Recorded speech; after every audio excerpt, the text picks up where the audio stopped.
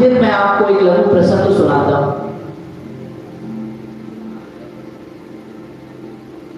एक व्यक्ति था जिसे पक्षियों को पालने का शौक था।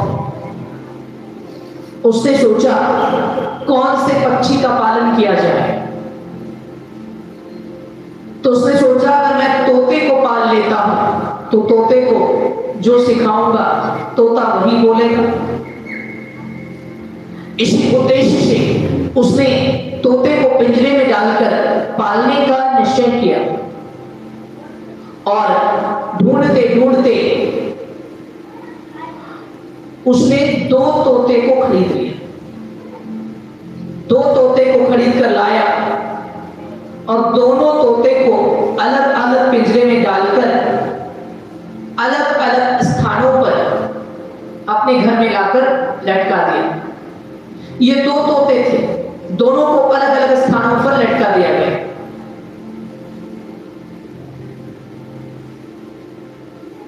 जैसे ही उसने तोते को लाया उसके अगले दिन उसने महाभोज का आयोजन किया था और बहुत सारे लोगों को निमंत्रित भी किया था। लोग आते तो एक तोते को उसने दरवाजे पर पिंजरे में लटका रखा था और दूसरे तोते को अपने घर के आंतरिक आंगन में लटका कर रखा। तो जो तोता पिंजरे में दरवाजे पर लटका हुआ था वो लोगों को देखता तो कहता आइए आइए बैठिए, आपका स्वागत है, आपका स्वागत है। बड़ी अच्छी अच्छी बातें करता, सीताराम सीताराम, राधे श्याम राधे श्याम, तरह तरह की बातें बोलता। आइए बैठिए, स्वागत है, आइए बैठिए, स्वागत। लोग बड़े प्रसन्न हो जाते, वाह कितने अच्छे गृहपति हैं। मनुष्य की तो बात छोड़ो, तोते भी हमारा स्वागत कर रहे हैं। लोगों ने कहा बड़ा संस्कारी तोता है। सारे लोग आते उनके दरवाजे पर बैठ गए। कुर्सियां लगी हुई थी, यथोचित स्थान पर सब बैठते चले गए। अब उस व्यक्ति ने थोड़ी देर बात करने के बाद सबको अपने अंतर आंगन में बुलाया कि चलिए भोजन का समय हो गया है, आप लोग सब भोजन कर लीजिए। सारे लोग भोजन करने के लिए जैसे ही उसके दरवाजे से होते हुए आंगन की तरफ आए, आंगन के बरामदे पर दूसरा तोता पिंजरे में टंगा हुआ था। लोग जैसे ही भोजन करने बैठे वो तोता कहने लगा भागो भागो, मारो काटो, भागो लूटो, यही सब बोल रहे। लोगों को बड़ा आश्चर्य लगा। तोता बिना रुके बोले जा रहा है, किसने बुलाया, भागो, इसको मारो, उसको मारो, उसको काटो, लूटो पीटो, यही सब बोल रहा है। फिजूल की बातें ही बोले जा रहा है।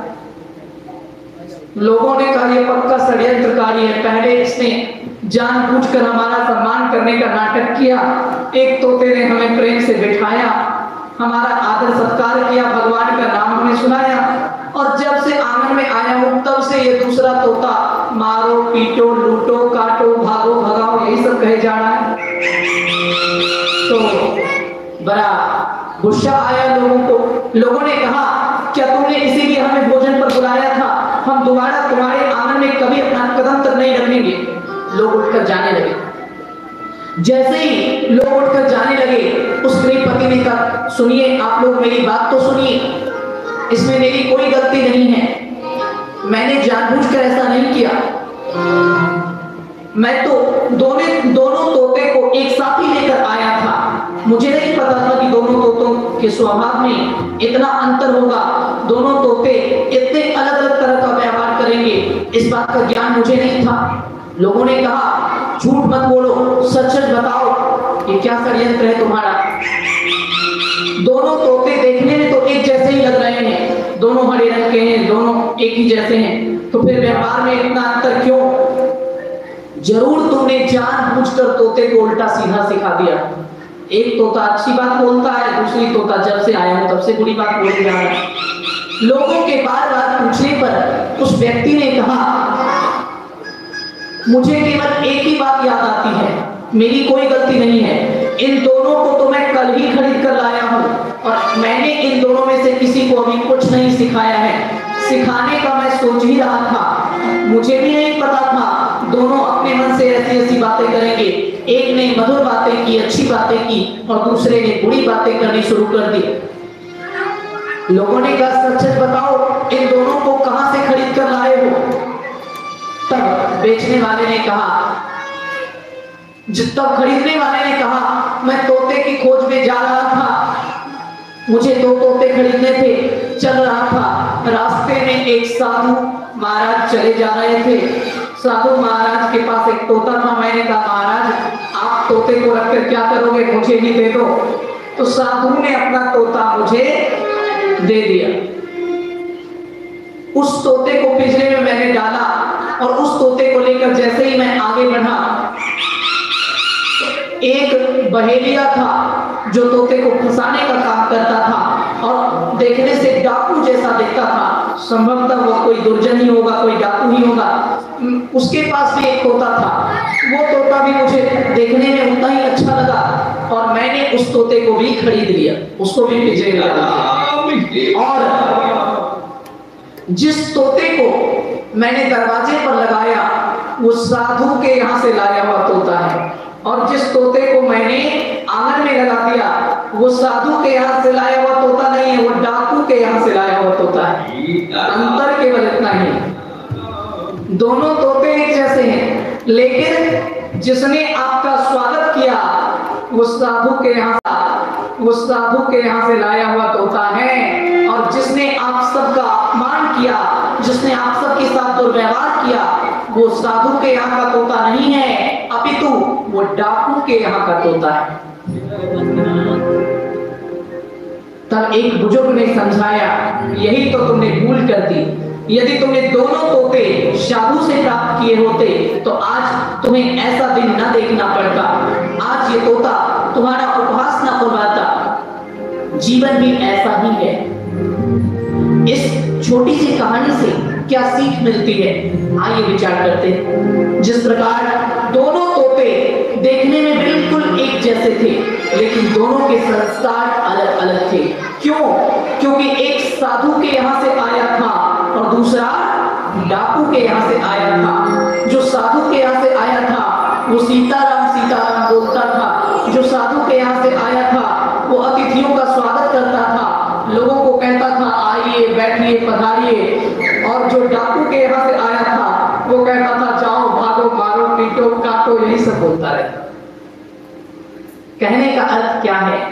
जिस प्रकार दोनों तोते की सूरत एक जैसी थी, दोनों का रूप एक जैसा था, परंतु दोनों का स्वभाव एक जैसा नहीं था क्योंकि दोनों अलग अलग स्थान से आए थे। उसी प्रकार इस संसार में देखने में सब लोग एक ही जैसे होते हैं। 3.5 हाथ का शरीर सबके पास रहता है, 2 हाथ 2 पैर 2 आंखें 2 कर्ण, ये सबके पास होते हैं। परंतु याद रखना सबके संस्कार अलग अलग होते हैं। जैसे साधु का तोता भगवान का नाम लेता था और डाकू का तोता मारने और मरने की बातें करता था, उसी तरह जो सत्संग से जाता है उसका संस्कार अलग होता है और जो सिनेमा हॉल से उठकर जाता है उसका संस्कार अलग होता है। आप कैसे स्थान पर रहते हैं ये निर्धारित करता है कि आपका व्यक्तित्व कैसा होगा।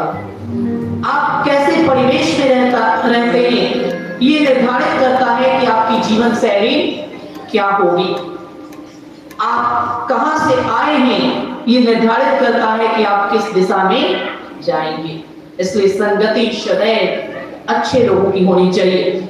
इस संसार में हर मनुष्य को साधु का तोता बनकर रहना चाहिए, डाकू का तोता बनकर नहीं रहना चाहिए। साधु का तोता बनकर रहोगे स्वयं भी सम्मान मिलेगा और जहां रहोगे उनका भी सम्मान होगा, और डाकू का तोता बनकर रहोगे स्वयं भी तिरस्कार मिलेगा और आपके कारण दूसरों को भी बड़ी पीड़ा होगी। अर्थात सज्जन जो है वही साधु का तोता है और दुर्जन जो है वही डाकू का तोता है। सज्जन रूपी साधु का तोता बनिए, दुर्जन रूपी डाकू का तोता मत बनिए। यही जीवन में अच्छाई और बुराई की भिन्नता को समझने का मूल मंत्र है और हमारे संस्कारों को जागृत करने का एक अभियान भी। आइए इस वीडियो को लाइक करें, हमारे चैनल को सब्सक्राइब कर बेल आइकन जरूर प्रेस करें हमारी न्यू वीडियोस